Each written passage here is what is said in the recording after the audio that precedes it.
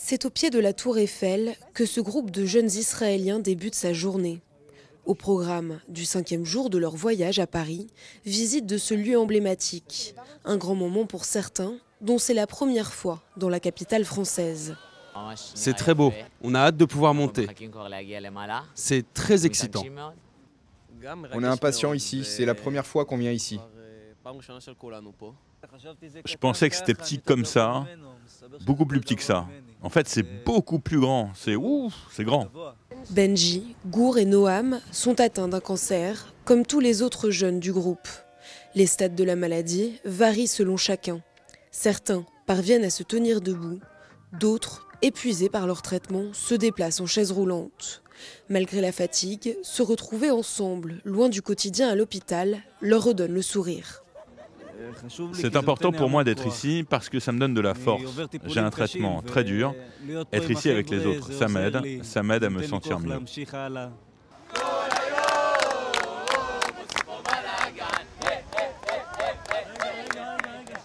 Elam a été diagnostiqué à 17 ans d'un rhabdomyosarcome, un cancer rare.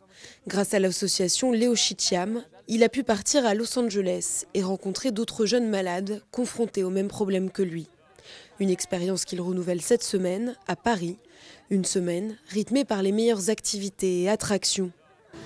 Et après 1 heure à l'hôtel, il y avait des motos qui nous ont pris, des Harley Davidson, faire un tour à Paris. En fait, tous les jours, on essaye de voir un peu tous les côtés de Paris, parce que les enfants ils connaissent pas Paris.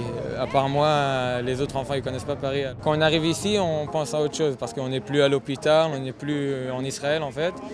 Mais ce qui aide vraiment plus que tout, c'est d'être avec des autres enfants malades qui te comprennent, parce qu'il n'y a pas beaucoup de gens qui peuvent comprendre ce qu'on passe.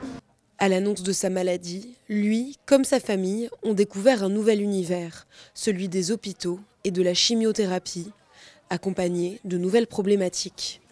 C'est assez compliqué de se retrouver avec un enfant malade en Israël. On s'est retrouvé du jour au lendemain avec énormément de choses supplémentaires qu'on ne connaissait pas. Et en fait, que ce soit dans l'aide, soutien scolaire, l'aide aux enfants, l'aide aux frères, des médicaments des fois qui ne sont pas compris dans le panier, on s'est rendu compte en fait qu'il y avait un grand manque de la société publique, du gouvernement, etc. Et en fait, la société civile aide les gens, les associations en particulier. Yoni a donc eu envie de développer en France l'association israélienne Léo Chitiad qui a aidé son fils. Il a contacté des amis sensibles à son projet et a ainsi pu mettre sur pied ce voyage, financé par des dons français récoltés par des bénévoles engagés. On s'est rendu compte avec mon épouse, c'est que si un enfant n'a pas la force de combattre, on peut lui donner toutes les chimios du monde, il ne combattra pas. Faire rêver les enfants, quelques minutes, quelques heures ou quelques jours.